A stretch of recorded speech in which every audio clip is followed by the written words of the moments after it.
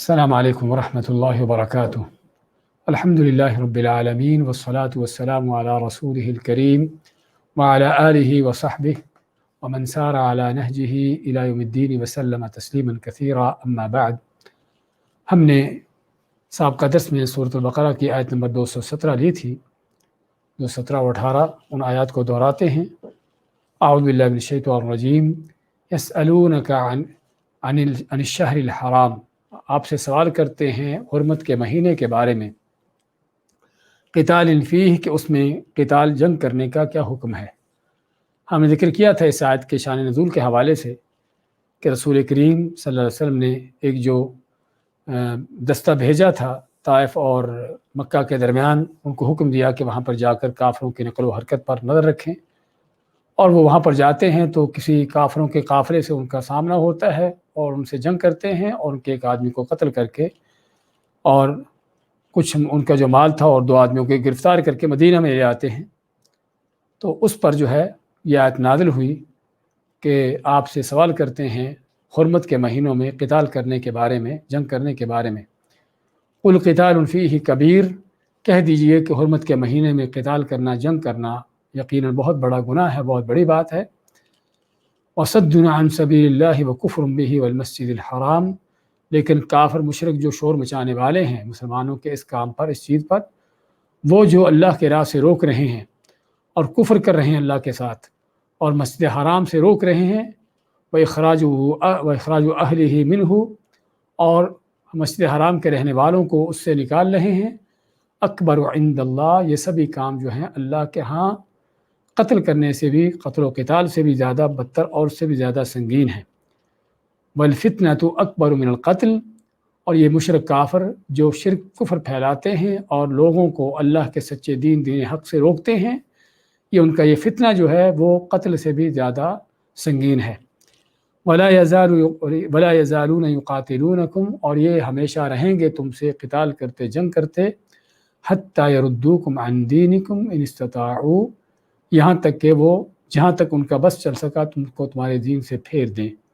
جس میں اس بات کا بیان ہے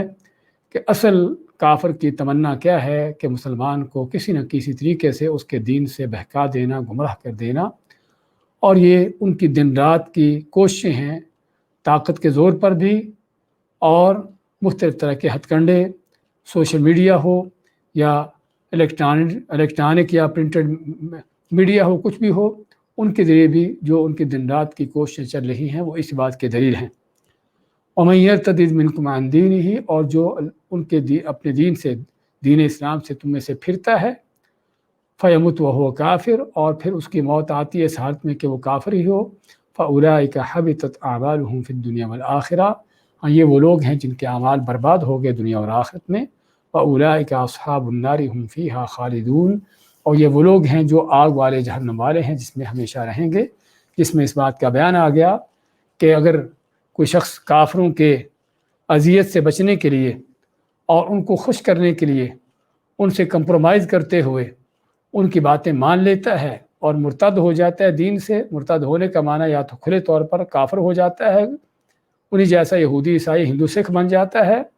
یا پھر ان کے طور طریقوں کو اختیار کر کے دین کو چھوڑ دیتا ہے اور دین سے، اللہ کے سچے دین سے روگردانی کر دیتا ہے، یہ سارے مرتد ہیں۔ تو ایسے مرتدوں کا پھر انجام کیا ہے کہ دنیا کی چند دن کی اگر مشکلات سے بچ گئے ہیں تو ہمیشہ ہمیشہ کے جہنم کا سودا کر رہے ہیں،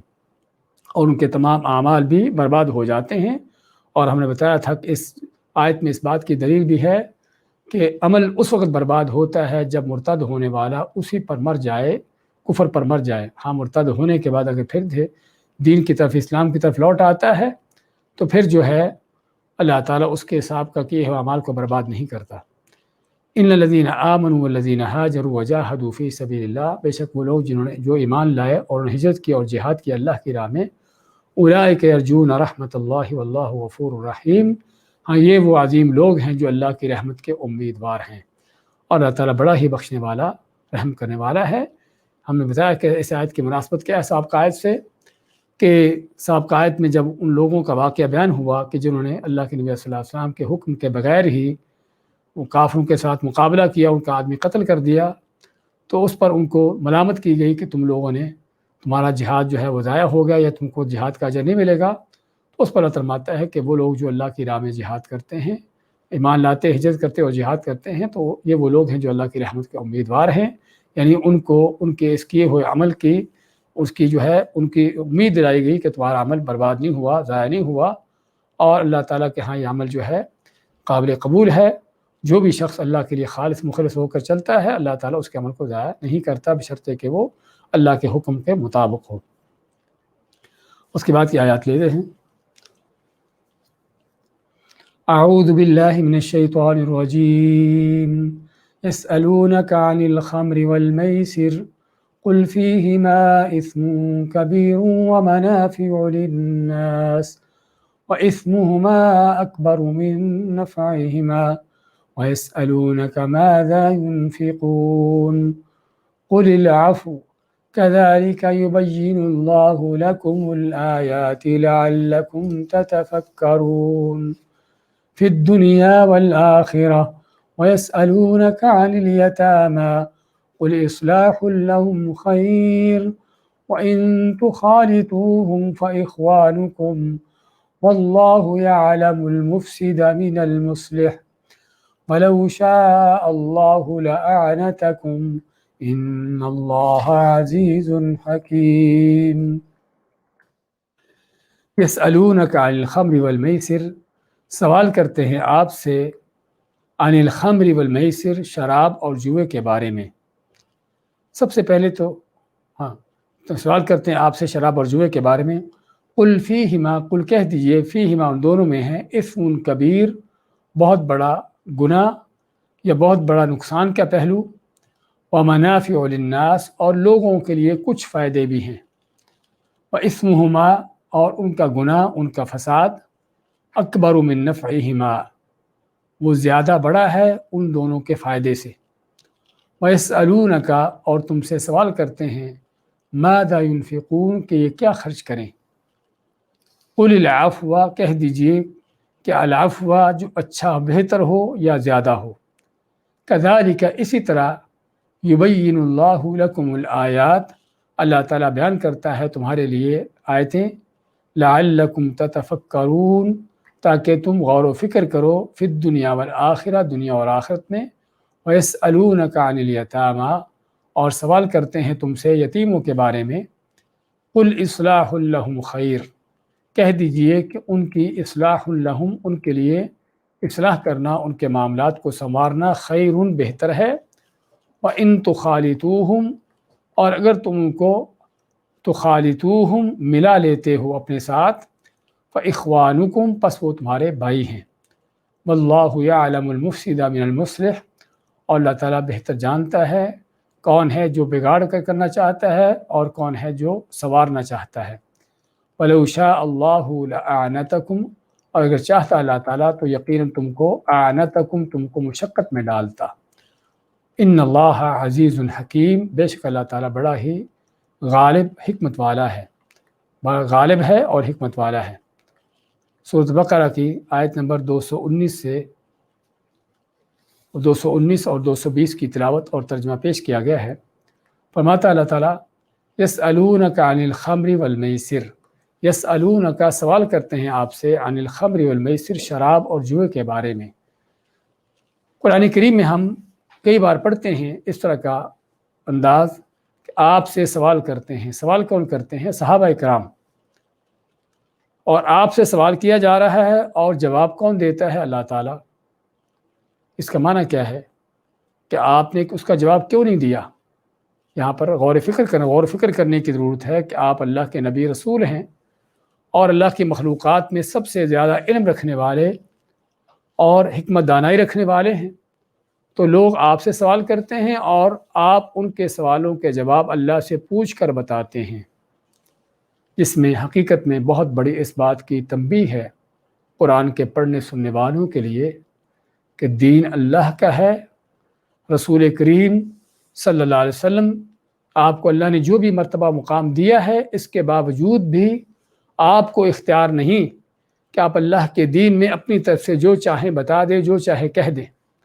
بلکہ آپ اللہ سے پوچھ کر بتاتے ہیں۔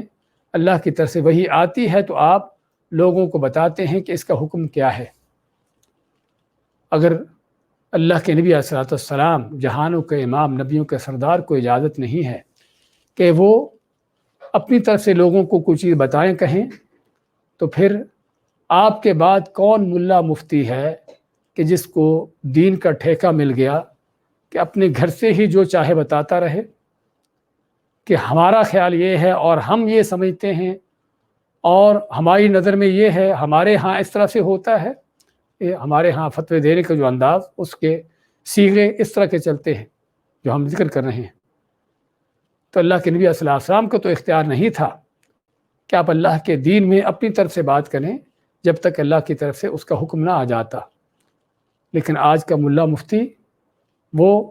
اب دین اپنے گھر کا سمجھتا ہے، اور جدھر لوگوں کو بتا دے، جو چلا دے، جدھر چلا دے، سمجھتا ہے کہ میرا حق ہے۔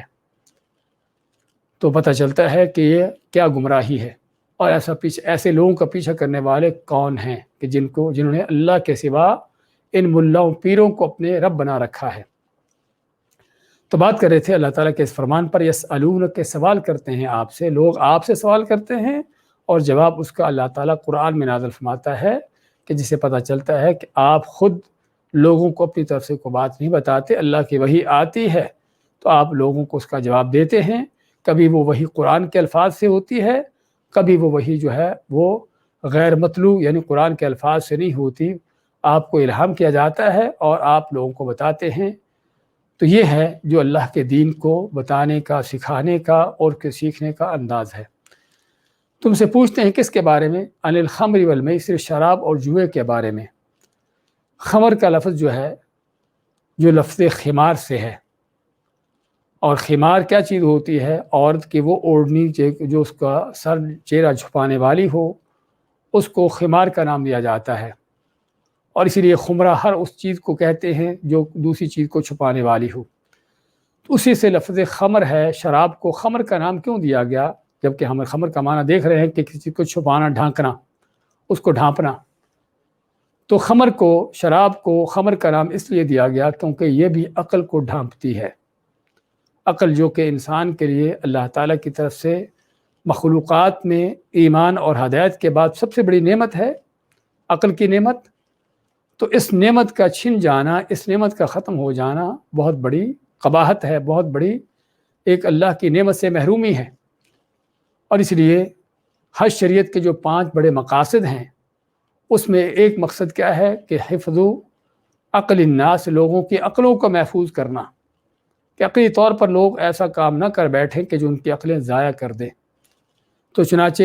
اللہ کے ہر دین میں، ہر شریعت میں جو ہے ایسی چیز سے منع کیا گیا، روکا گیا جو عقلوں کو خراب کر دینے والی، برباد کر دینے والی چیز ہیں، چاہے وہ شراب ہو یا شراب کے معنی میں کوئی بھی چیز کیوں نہ ہو جو نشہ آور ہو، وہ کھائی جاتی ہو، پی جاتی ہو، سونگھی جاتی ہو، انجیکشن کی شکل میں لی جاتی ہو، کسی بھی انداز سے کیوں نہ ہو، جو آج طرح طرح کے ان منشیات کے، نشہ آور چیزوں کے، ڈرگز کے جو انداز آج نکل چکے ہیں۔ تو ہر وہ چیز جو انسان کی عقل پر پردہ ڈال دے، اس کا جو عقل و شعور ہے اس کو ختم کر دے، چاہے وقتی طور پر ختم ہو، تو یہ سبھی چیزیں جو ہے شراب کے معنی میں آتی ہیں۔ اس لیے آپ صلی اللہ علیہ وسلم کا فرمان ہے کہ شراب کیا ہے؟ کل ما خامر العقل، کہ ہر وہ چیز جو عقل پر، کل مسکر خمر و کل مسکر حرام، کہ ہر جو چیز جو نشہ دے وہ خمر ہے۔ ہر وہ چیز جو نشہ دے، پی جانے والی ہو، کھائی جانے والی ہو، سونگھی جانے والی ہو، کسی اور انداز کی ہو، ہر وہ چیز جو یعنی کہ نشہ دے، نشہ آور ہو، وہ خمر ہے۔ وَكُلُّ مُسْكِرٍ حرام، اور ہر وہ چیز جو نشہ آور ہے وہ حرام ہے۔ کوئی یہ نہ کہے کہ یہ تو بھی نہیں پی جاتی، یہ تو صرف سونگھتے ہیں ہم اس کو، تو یہ تو صرف جو ہے انجیکشن کے ذریعے لیتے ہیں۔ تو ہر جو نشہ آور چیز ہے وہ حرام ہے، کیونکہ وہ شراب ہے، وہ خمر ہے۔ اور اس سے یہ بھی پتہ چلا کہ جب ہر وہ چیز جو نشہ آور ہے وہ حرام ہے، اور نشہ آور یہاں پر فرق کرنے کی ضرورت ہے 2 چیزوں کے اندر، کہ بعض چیزیں ہوتی ہیں نشہ آور، کہ جس کو پینے سے، کھانے سے، سونگھنے، اس طرح کے کام کرنے سے انسان کو نشہ چڑھتا ہے۔ نشہ کیسے ہوتا ہے کہ انسان کو مستی آتی ہے، اور اس کو ایسے لگتا ہے جیسے ہوا میں اڑ رہا ہو، کسی تخت پر بیٹھا ہو، اور بڑا ایک اپنے آپ کے اندر جو ہے ایک جو ہے وہ مزہ اور لذت محسوس کرتا ہے، چاہے وہ کسی گٹر پر گرا پڑا ہو لیکن سمجھتا ہے کہ کسی تخت پر بیٹھا ہوا ہوں۔ تو یہ نشہ، تو وہ چیزیں جن کے اندر نشہ ہو، کیسی بھی اس کی شکل و صورت کیوں نہ ہو، کیسا بھی اس کا انداز کیوں نہ ہو، وہ سبھی کیا ہے، خمر کے معنی میں ہے اور وہ سبھی حرام ہیں۔ بعض وہ چیزیں ہیں کہ جس میں نشہ نہیں ہوتا لیکن اس میں آلودگی ہوتی ہے، نیند آتی ہے لیکن نشہ نہیں چڑھتا۔ ہاں یہ بھی کیا خمر کے معنی میں ہے، بعض لوگوں کو مغالطہ ہوتا ہے اور اس کو بھی خمر کے اندر لے آتے ہیں، اس کو بھی شراب کے حکم میں لے آتے ہیں، حالانکہ دونوں میں فرق ہے۔ بعض ایسی میڈیسن ہوتی ہیں کہ جس کو کھانے سے آدمی کو آلودگی آتی ہے، نیند آ جاتی ہے، لیکن وہ جو لذت ہے، وہ جو اپنے نشہ ہے، مستی ہے، وہ نہیں چڑھتی، تو اس کو ہم نشے کا نام نہیں دیں گے اور نہ ہی یہ خمر یا شراب کے حکم میں ہے۔ اس لیے دونوں میں فرق کرنے کی ضرورت ہے۔ تو شراب کیا ہے؟ جو نشہ آور ہے، جس سے مستی چڑھتی ہو، تو یہ حرام ہے۔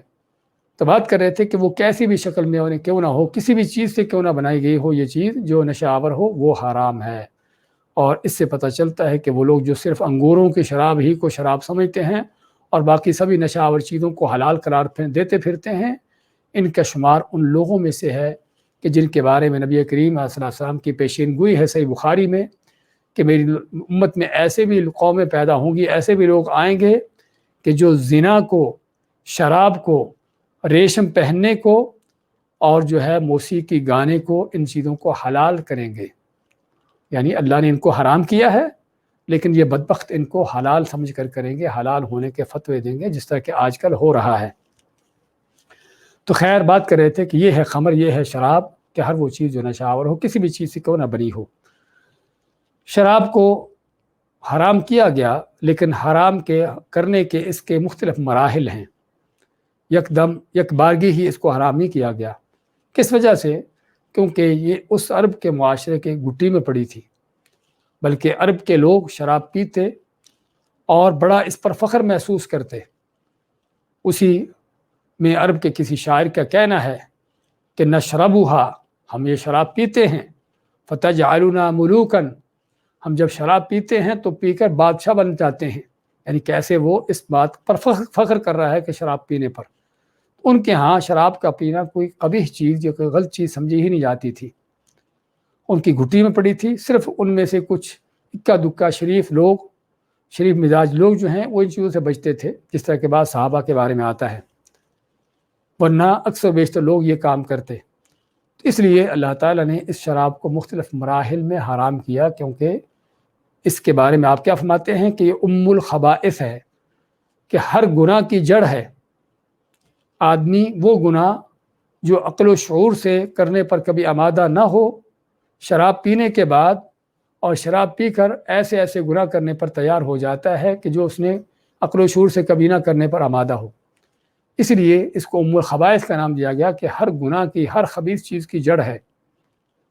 اور اس لیے اس چیز کا حرام ہونا ضروری تھا، جو کہ ہر شریعت میں حرام تھی۔ لیکن جس طرح بتایا ہے کہ چونکہ معاشرے کی گھٹی میں پڑی تھی، اس لیے اس کو مراحل میں حرام کیا گیا، مختلف اسٹیپ بائی اسٹیپ حرام کیا گیا، یک بارگی نہیں۔ یہ آج جو ہم پڑھ رہے ہیں اس میں بھی وہ پہلا مرحلہ ہے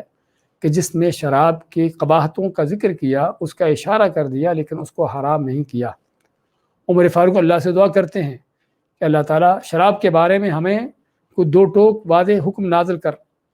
اللہ نے دوسری آیت نازل کر دی سورۃ النساء میں، یا ایھا الذین آمنوا لا تقربوا الصلاۃ وانتم سکارى حتی تعلموا ما تقولون، اے وہ لوگوں جو ایمان لائے ہو، جب تم نشہ کی حالت میں ہو اور تم کو پتہ نہیں کہ تم کیا کہتے ہو، اس حالت میں نماز نہ پڑھو۔ تو شراب کو حرام کیا گیا لیکن مخصوص اوقات میں، اور وہ اوقات جب نماز پڑھنا ہو تاکہ آدمی ہوش و حواس سے نماز ادا کر سکے۔ یہ دوسرا مرحلہ۔ اور تیسرا مرحلہ جو سورۃ المائدہ میں ہے، یا ایھا الذین آمنوا انما الخمر والمیسر والانصاب والازلام رجس من عمل الشیطان فاجتنبوہ، اے وہ لوگ جو ایمان لائے ہو، شراب، جوا اور جن چیزوں کا ذکر آیا، فرمایا کہ ساری کیا ہے؟ رجس، ناپاک چیزیں ہیں، من عمل الشیطان، شیطانی اعمال ہیں۔ تو پھر کیا ہے؟ فاجتنبوہ، ان سے بچ جاؤ، ان کو چھوڑ دو۔ اگلی آیت میں فہل انتم منتہون، کیا تم ان کو چھوڑتے ہو؟ عمر فاروق ماتے ہیں انتہینا کہ ہائے اللہ ہم نے چھوڑ دیا۔ تو بات کر رہے تھے کہ یہ شراب کی حرمت جو مختلف مراحل میں ہوتی ہے، تو یہاں پر جو ہم آیت پڑھ رہے ہیں یہ ان پہلے مراحل میں سے ہے کہ جب ابھی شراب کے صرف قباحت کو بیان کیا جاتا ہے۔ تو فرمایا کہ پوچھتے ہیں تم سے شراب کے بارے میں اور والمیسر، جوئے کے بارے میں، اور شراب کی حرمت کے حوالے سے مزید کہ اللہ کے نبی صلی اللہ علیہ وسلم نے شراب کے حوالے سے 10 طرح کے لوگوں پر لعنت ڈالی ہے۔ 10 طرح کے لوگ، نہ کہ صرف شراب پینے والا جو اصل شراب کا کام ہے، جس کے اوپر شراب کا اصل اثر ہوتا ہے، نہ کہ صرف اس کو، بلکہ اس کے 10 طرح کے لوگ، 9 طرح کے اور بھی لوگ کہ جو اس شراب کو اس تک پہنچا سکتے ہو، بنانے میں، پہنچانے میں، نکالنے میں، اس کو نچوڑنے میں، اس کو خریدنے میں، فروخت کرنے میں، جس طرح کوئی بھی کسی کا کردار رہا ہے اس میں، آپ باتیں کہ سبھی پر اللہ کی لعنت ہے، جسے پتہ چلتا ہے کہ اتنا گھنونا جرم ہے۔ تو خیر یہ شراب کی بارے میں تو پوچھتے تم سے شراب، اور والمیسر، میسر کا لفظ جو ہے یسر سے کسی چیز کا آسان ہونا،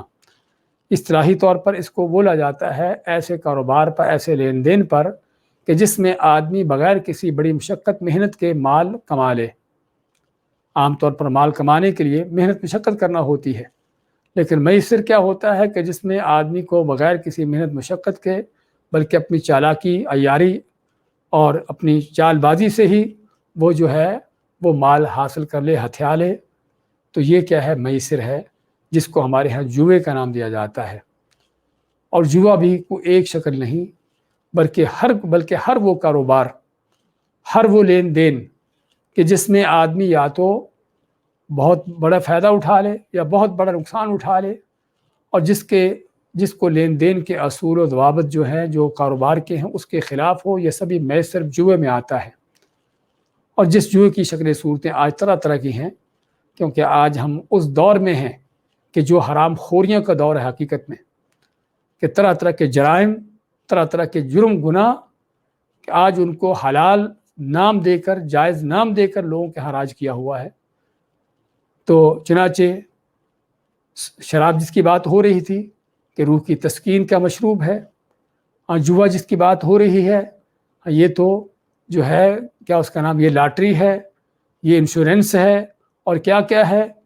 کہ یہ حرام کے جوئے کے کام ان کو جو ہے وہ ایسے نام دیے ہوئے جو بڑے دیکھنے کو، سمجھنے سننے والے کو اچھے لگتے ہوں،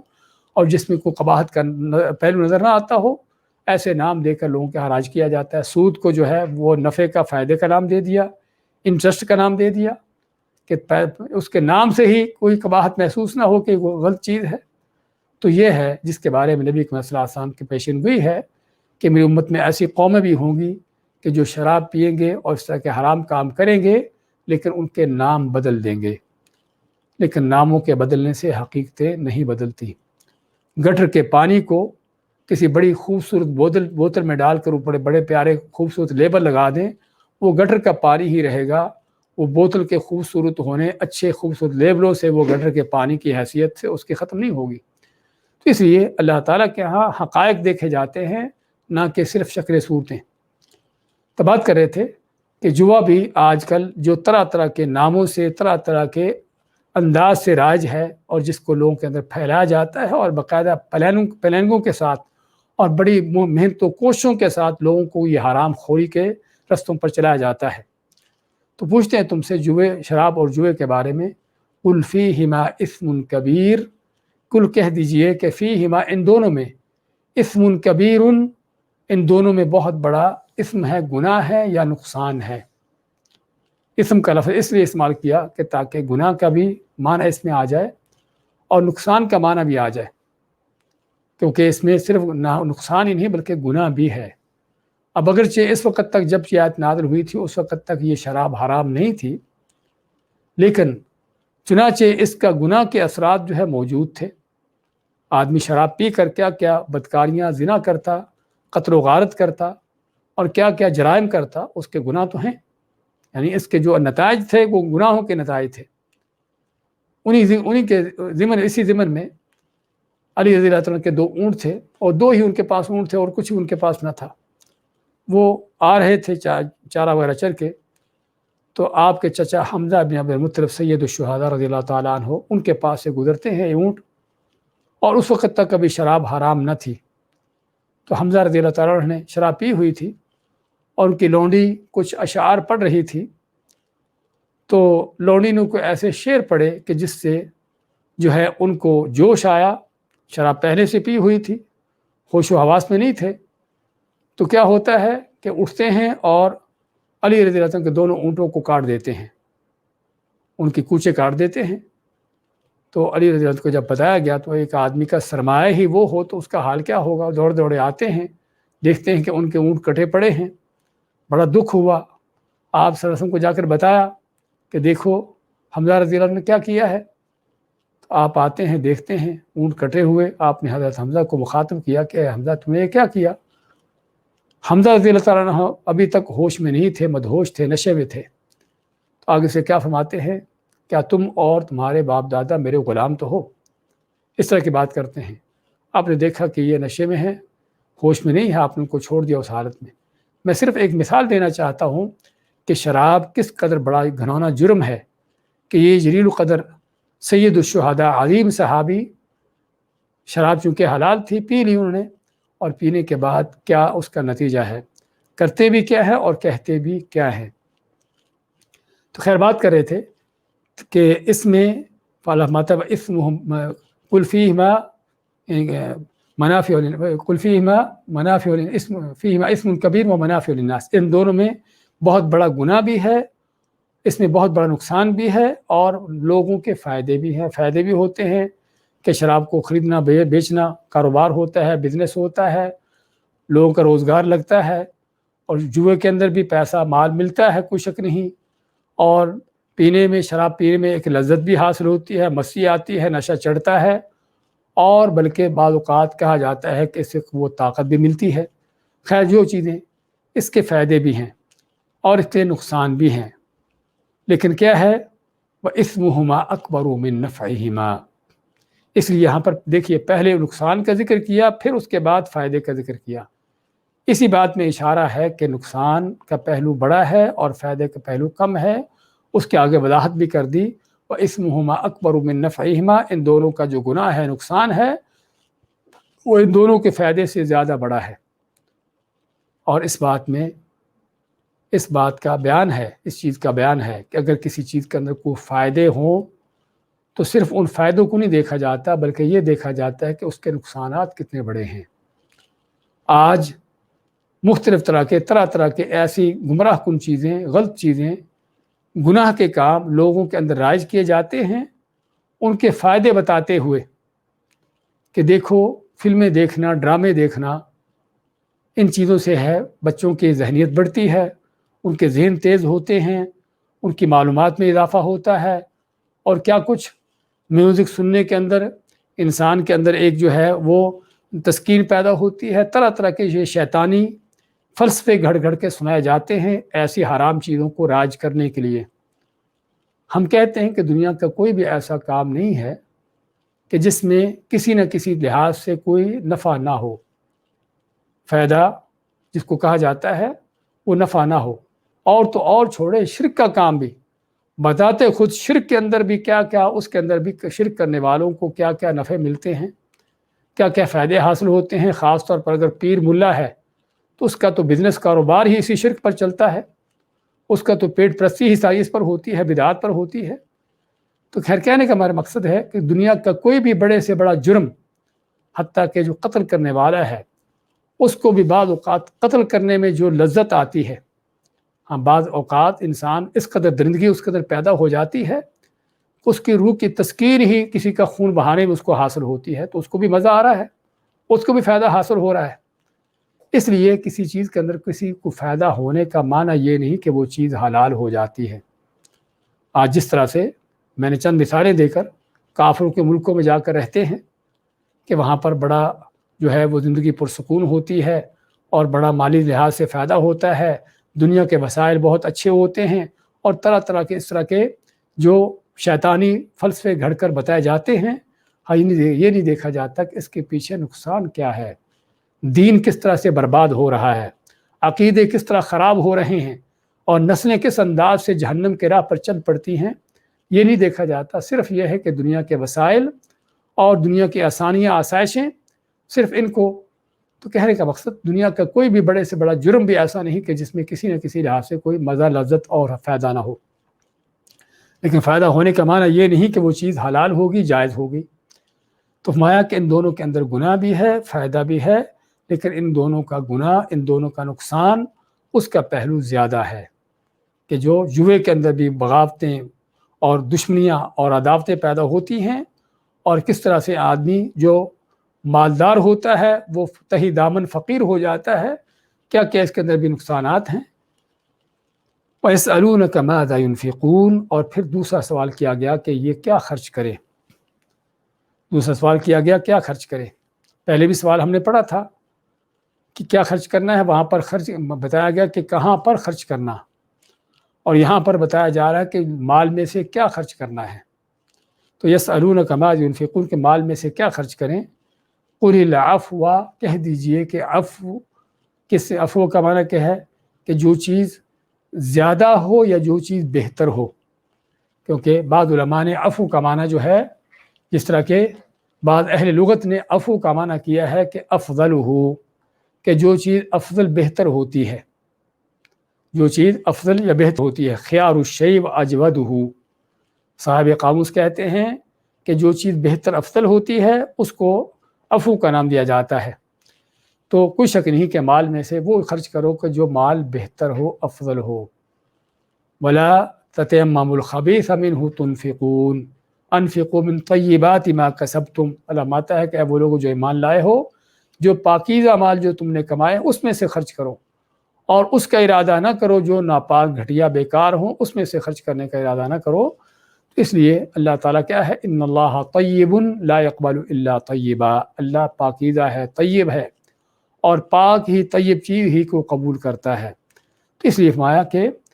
وہ خرچ کرو جو پاکیزہ ہو، اچھا ہو، عمدہ ہو۔ اور عفو کا معنی دوسرا، جو چیز زائد ہو، آدمی کی اپنی ذاتی ضرورت سے، اپنے گھر کی ضرورت سے جو زائد ہو وہ خرچ کرو۔ اور یہ بھی معنی صحیح ہے کہ جو چیز زائد ہو، یعنی آدمی جس کا شدید محتاج نہ ہو۔ اور نبی کریم صلی اللہ علیہ وسلم نے بھی آپ سے جب پوچھا گیا افضل الصدقہ کیا ہے، آپ میں کہ ما کان عن ظہر غنا، کہ افضل صدقہ وہ ہے کہ جو انسان خوشحالی میں خرچ کرے، وابدأ بمن تعول، لیکن وہاں سے تم شروع کرو کہ جن کی تمہاری ذمہ داری ہے تمہارے اوپر، جن کی کفالت کی۔ تو اس لیے زائد، یعنی عفو کے معنی زائد، اور زائد سے مراد جو انسان کی بنیادی ضروریات سے زائد ہو،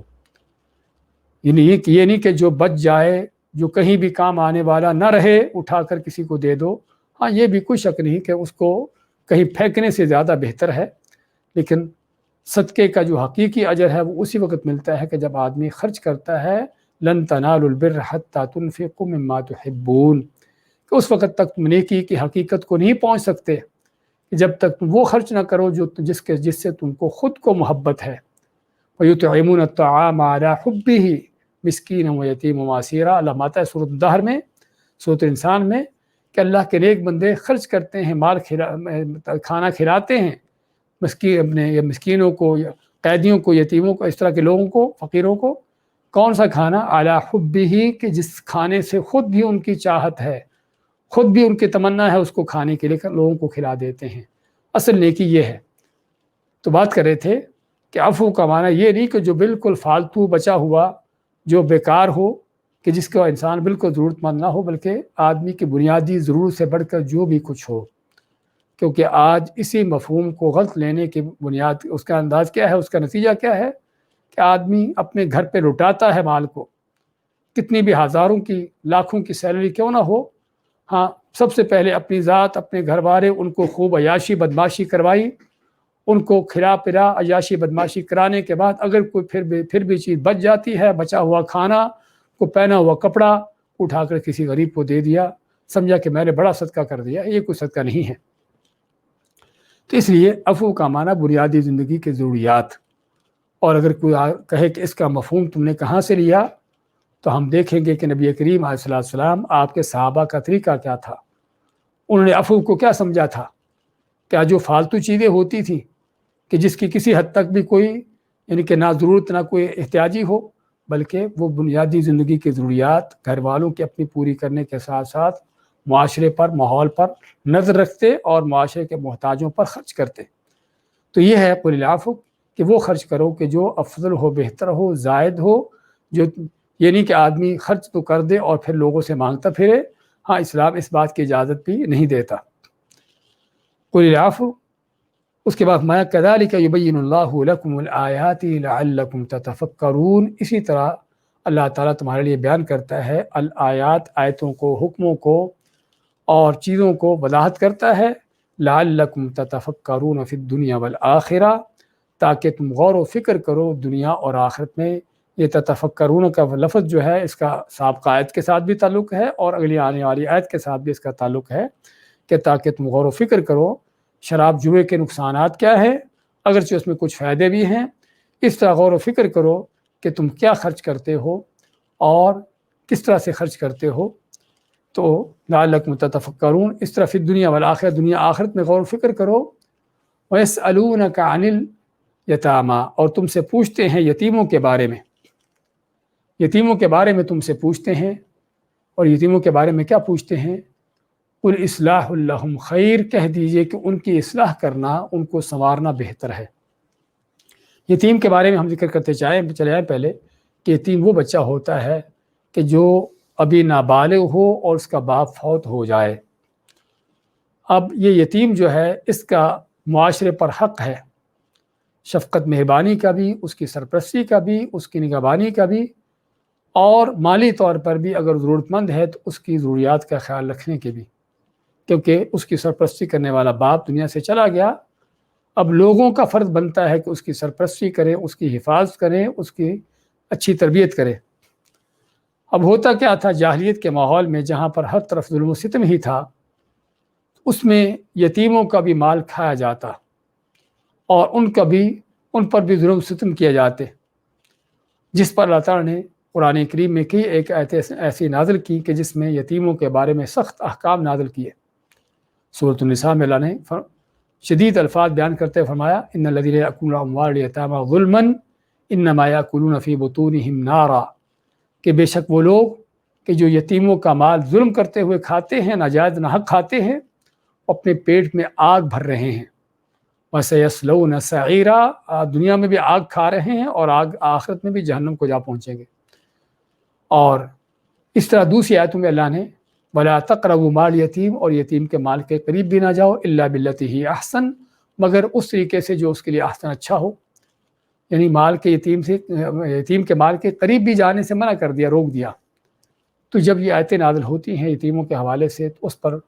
صحابہ اکرام جن کے پاس کوئی یتیم بچہ تھا جس کی وہ کفالت کر رہے تھے، فکر مند ہوتے ہیں۔ اور اصل کیا ہوتا تھا کہ یتیم بچہ گھر میں ہوتا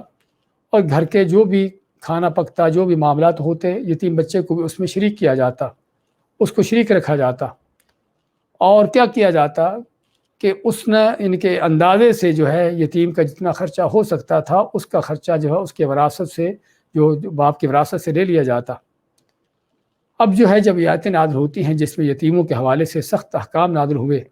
اور بہت سخت وارننگ دی گئی، تو اس پر صحابہ پریشان ہوتے ہیں کہ کہیں یہ نہ ہو کہ ہم یتیم کا جو مال لیتے ہیں اور اس کو مال کو اپنے مالوں کے ساتھ ملا لیتے ہیں اور اس کا کھانا پینا مشترکہ کر لیتے ہیں، تو کہیں یہ نہ ہو کہ یتیم کا کچھ مال، کچھ حصہ، کچھ چیز ہم لا علمی سے، نہ جانتے ہوئے، نہ چاہتے ہوئے بھی کھا جائیں اور پھر اللہ کے عذاب کا، یعنی اللہ کے عذاب کو مستحق بن جائے۔ اس بات کی ان کو فکر ہوتی ہے۔ تو اس کے بارے میں یہ سوال ہے، یسألونک عن الیتامی، تم سے پوچھتے ہیں یتیموں کے حوالے سے۔ فرمایا اللہ تعالیٰ نے قل اصلاح لہم خیر، کہہ دیجئے کہ ان کی اصلاح کرنا بہتر ہے۔ اصلاح کرنے کے مراد یعنی ان کو سنوارنا، اور سنوارنے کے لیے ان کی تربیت ہے ایمان پر، نیکی پر، اور دین کے، قرآن و سنت کے علم پر۔ یعنی تربیت کا پہلو سمجھنے کی ضرورت ہے کہ وہ تربیت جو کہ انسان کی ہونی چاہیے، جانور کی نہیں۔ آج بہت سے لوگ بچوں کی تربیت کرتے ہیں جس طرح کسی جانور کو پالتے ہیں، اچھا کھلانا پلانا، اچھی دنیا کی اس کو نعمتیں دلانا، جس طرح کوئی بھیڑ بکری پالی جاتی ہے ایسے ہی بچے کو پالا جاتا ہے۔ سمجھتے ہیں کہ ہم بڑی خدمت کر رہے ہیں، بڑا حق ادا کر رہے ہیں، اگرچہ وہ کیسا بھی بدماش کیوں نہ بن رہا ہو، کیسی بھی بے راہ روی پر کیوں نہ چل رہا ہو، اس بات کی کوئی پرواہ نہیں، بلکہ بعض بدبخت خود ان کو چلاتے ہیں بے راہ روی پر۔ تو اس لیے اپنے بچوں کے بھی، یتیموں کے بھی، ان کو سنوارنا، ان کی اچھی تربیت کرنا، دین ایمان پر ان کو لگانا چلانا اور دین و ایمان کی ان کو تعلیم دینا، یہ وہ چیز ہے کہ جو تمہارا فرض بنتا ہے۔ قل اصلاح لہم خیر، کہہ دیجئے ان کی اصلاح کرنا، اور اصلاح کے پہلو جو بھی ہو سکتے ہیں، یہ خیر کی خیر ہے، بہتر ہے، اور یہ کرنا چاہیے۔ اور یہ کرتے ہوئے اگر تم یتیموں کا جو مال ہے اس کے باپ کا چھوڑا ہوا اس پر خرچ کر دیتے ہو تو یہ جائز ہے۔ اور کیا ہے؟ وَإِن تُخَالِطُوهُمْ فَإِخْوَانُكُمْ، اور اگر تم ان کو اپنے ساتھ ملا لیتے ہو تو یہ تمہارے بھائی ہی ہیں۔ وَاللَّهُ يَعْلَمُ الْمُفْسِدَ مِنَ الْمُصْلِحِ، اللہ جانتا ہے کون فساد کرنا چاہتا ہے، کون جو ہے اس کا مال کھانا چاہتا ہے، اور کون جو ہے جس کا مقصد اصلاح کرنا، سنوارنا ہے، اس کا مال ہڑپ کرنا نہیں ہے۔ اب دیکھیے یہ بھی ایک قاعدہ کلی ہے پورے دین کا۔ کیا ہے کہ بعض اوقات آدمی جھانسا دیتا ہے، لوگوں کو بھی اپنے آپ کو بھی دھوکہ دیتا ہے، حرام کا کام کرتا ہے، حرام چیز کھاتا ہے، وہ حرام کا پہلو اختیار کرتا ہے، لوگوں کو بھی جھانسا دیتا ہے کہ میں جو کر رہا ہوں صحیح کر رہا ہوں، اپنے آپ کو بھی دھوکہ دیتا ہے کہ یہ تیری ضرورت ہے، یہ تیرا حق ہے اور تیری مجبوری ہے۔ اور اس طرح کے شیطانی فلسفے اپنے آپ کو پڑھا کر اپنے آپ کو مطمئن کر لیتا ہے، اپنے ضمیر کو مطمئن کر دیتا ہے۔ لیکن اللہ تعالیٰ ماتا ہے کہ اللہ تعالیٰ جانتا ہے کہ کون کس کا مقصد حرام سے کھانا ہے، یتیم کا مال ہڑپ کرنا ہے، اور کس کا مقصد اصلاح کرنا ہے، سنوارنا ہے۔ یعنی دو شخص ہیں، دونوں کے پاس یتیم بچے ہیں جن کی وہ کفالت کر رہے ہیں۔ ایک کے پاس یتیم بچہ ہے تو کیا ہے، اس یتیم کے مال میں سے اس پر خرچ کرتا ہے، اور جس میں اس کی اصلاح ہے اس کو سنوارنا ہے، اور جتنی اس کی ضرورت ہے اس کے مطابق خرچ کر رہا ہے۔ اب اس خرچ کرتے ہوئے کوئی کا دکا معمولی چیز فرض کرو اس کے اپنی طرف آ گئی، اس کے بچوں نے کھا لی یا اس کے مال میں آ کے مل گئی، تو اللہ ماتا ہے کہ اللہ تعالیٰ کو اس میں کوئی اللہ کی طرف سے کوئی ملامت نہیں، وہ تمہارے بھائی ہیں، تو ان کے مالوں کو اپنے مالوں سے ملا سکتے ہو، ان کے کھانے اپنے ساتھ کھانے سے مشترکہ کر سکتے ہو۔ اگر کوئی معمولی اونچ نیچ ہو بھی جاتی ہے تو اللہ تعالیٰ جانتا ہے تمہاری نیت نہیں ہے، اللہ معاف کر دے گا۔ ہاں دوسرا یتیم کو پالنے والا، ہاں اس کی ظاہراً تو بھئی تمہارا اتنا خرچہ ہے، تم پر اتنا میں نے خرچ کر دیا، لکھ بھی دیا ساتھ، لیکن اس کو پتہ ہے کہ اتنا خرچہ نہیں ہے، خرچہ اس سے کم ہوگا، لیکن زیادہ کیوں لکھا؟ تاکہ جو اس پر خرچ ہوا باقی اپنے پیٹ میں ڈال لیا، اپنے بچوں کو کھلا دیا۔ ہاں ظاہر تو یہی کیا کہ جتنا خرچ اس کا ضرورت تھی اس پر کیا ہے، لیکن یتیم کو کچھ کے دے کر باقی اپنے جیب میں ڈال لیا، کہ جس طرح کہ ہمارے بہت سے یتیموں کی کفالت کرنے والے اور بعض اوقات ہمارے مدارس اور اس طرح کے اداروں کے جو محتممین ہوتے ہیں حرام خور، کہ کسی نہ کسی طریقے سے جو ہے یتیموں کا مال، طالب علموں کا مال، اس کو کھانا، غریبوں کے مال کو کھانا، اس کے مختلف ہتھ کنڈے اختیار کرنا، یہ میرا حق ہے، مجھے اجازت ہے، اصل یہ اسی کا ہے، اور بس میں اس کے ساتھ شریک ہوں، اور کیا کہتا طرح کے اس طرح کے فلسفے۔ تو اللہ تعالیٰ نے سبھی اس طرح کے لوگوں کو تنبیہ کرتے فرمایا واللہ یعلم المفسد من المصلح، اللہ جانتا ہے کس کا مقصد فساد کرنا ہے، حرام سے مال کھانا ہے، اور کس کا مقصد جو ہے اصلاح کرنا ہے، حرام خوری سے بچنا ہے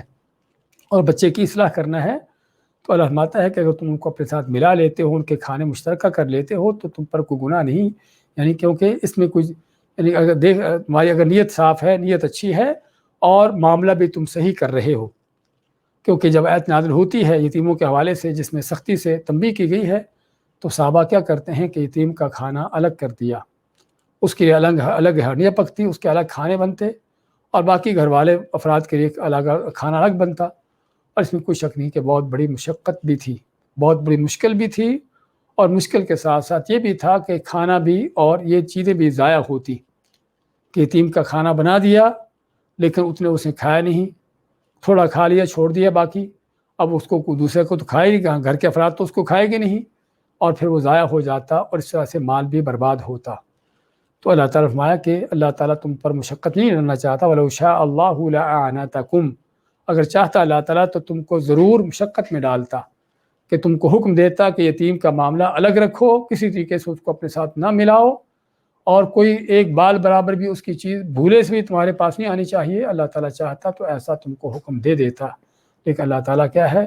اللہ کو بڑا ہی مہربانی کرنے والا ہے، اللہ تعالیٰ کی ان مہربانیوں میں سے، ان رحمتوں میں سے یہ بھی ہے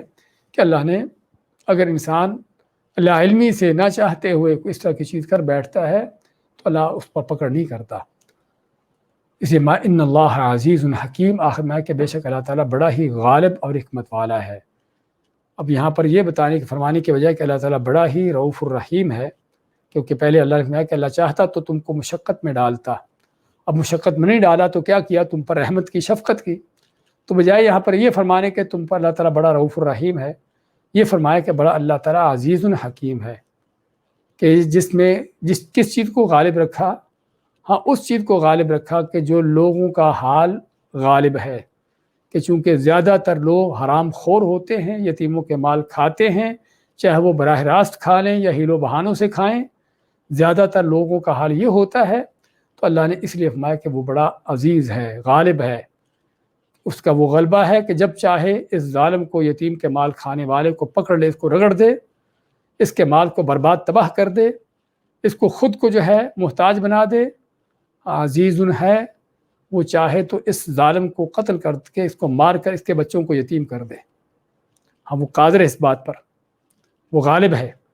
تو اللہ کا غلبہ ہر لحاظ سے ہے، دنیا کے اندر بھی، اور وہ غالب ہے آخرت میں بھی، ایسے ظالموں سے جو یتیموں کا مال کھانے والے ہیں، پورا حساب لینے والا۔ لیکن حکیم ہے کہ ایسے ظالموں کو فوراً نہیں پکڑتا، چھوڑتا ہے، ڈھیل دیتا ہے، مہلت دیتا ہے۔ 10 سال تک یتیموں کے مال کھاتے ہیں، طالب علموں کے مال کھاتے ہیں، مستحق غریبوں کے مال کھاتے ہیں، چاہے وہ کوئی سیاسی لیڈر ہوں یا کوئی دوسرے پیر ملا ہوں، کھاتے ہیں۔ اللہ تعالیٰ دیکھ رہا ہوتا ہے، جانتا ہے، لیکن اس کی حکمت ہے کہ وہ چھوڑے رکھتا ہے، کیونکہ دنیا ہے ہی امتحان کی جگہ۔ تو اس لیے اس آیت میں ذکر ہوا ان یتیموں کے حوالے سے کہ جن کی کفالت کی جاتی ہے، کہ جس میں انسان کو کس قدر امانت داری سے معاملہ کرنے کی ضرورت ہے۔ ہاں، اگرچہ سورۃ النساء میں ہم پڑھیں گے کہ اللہ تعالیٰ نے اگر کوئی غریب فقیر یتیم کا کوئی کفالت کرنے والا، اس کی سرپرستی کرنے والا یتیم اپنے غریب آدمی ہے، تو اللہ نے اس کو اجازت دی ہے کہ جتنی اس کی یتیم پر محنت صرف ہوتی ہے، جتنا وقت صرف ہوتا ہے، جو اس کی ساری چیزیں صلاحیتیں لگتی ہیں، اس کے مطابق وہ یتیم کے مال سے اپنی ضرورت کے لیے کچھ نہ کچھ لے سکتا ہے۔ لیکن جو مالدار ہو، اس کی سرپرستی کرنے والا، اس کو اجازت نہیں کہ یتیم کے مال میں سے کچھ بھی وہ لے۔ دوبارہ دیکھیے آج کی آیتیں۔ یسألونک عن الخمر والمیسر، سوال کرتے ہیں، پوچھتے ہیں تم سے شراب اور جوئے کے بارے میں۔ قل فیہما اسم کبیر، کہہ دیجئے کہ ان دونوں میں بہت بڑا گناہ ہے، بہت بڑا نقصان ہے۔ ومنافع للناس، اور لوگوں کے کچھ فائدے بھی ہیں۔ واسمہما اکبر من نفعہما، اور ان دونوں کا گناہ، نقصان ان کے فائدے سے زیادہ بڑا ہے۔ ویسألونک ماذا ينفقون، اور تم سے سوال کرتے ہیں کہ وہ کیا خرچ کریں۔ قل العفو، کہہ دیجئے کہ جو بہتر افضل ہو یا جو تمہاری اپنی بنیادی ضرورت سے زیادہ ہو۔ کذالک یبین اللہ لکم الآیات، اسی طرح اللہ تعالیٰ بیان کرتا ہے کھول کھول کے تمہارے لیے آیتوں کو۔ لعلکم تتفکرون، تاکہ تم غور و فکر کرو، فی الدنیا والآخرہ، دنیا اور آخرت میں۔ ویسألونک عن الیتامی، اور تم سے سوال کرتے ہیں یتیم بچوں کے بارے میں۔ قل اصلاح لہم خیر، کہہ دیجئے کہ ان کی اصلاح کرنا، ان کو سنوارنے کے کام کرنا، اسی میں بہتری ہے۔ وَإِن تُخَالِطُوهُمْ فَإِخْوَانُكُمْ، اور اگر تم کو اپنے ساتھ ملا لیتے ہو، ان کے مالوں کو ان کے کھانے ملا لیتے ہو اپنے ساتھ، فَإِخْوَانُكُمْ، وہ تمہارے بھائی ہیں۔ یعنی لا علمی سے اگر کوئی چیز ہو جاتی ہے تو تمہارے بھائی ہیں، مشکل نہیں۔ واللہ یعلم المفسد من المصلح، اور اللہ تعالیٰ بہتر جانتا ہے کون فساد کرتا ہے اور کون سنوارنا، اصلاح کرنا چاہتا ہے۔ وَلَوْ شَاءَ اللَّهُ لَأَعْنَتَكُمْ، اور اگر چاہتا اللہ تعالیٰ تو ضرور تم کو مشکل میں ڈال دیتا۔ ان اللہ عزیز حکیم، بے شک اللہ تعالیٰ بڑا ہی غالب اور حکمت والا ہے۔ بارک اللہ فیکم وجزاکم اللہ خیر۔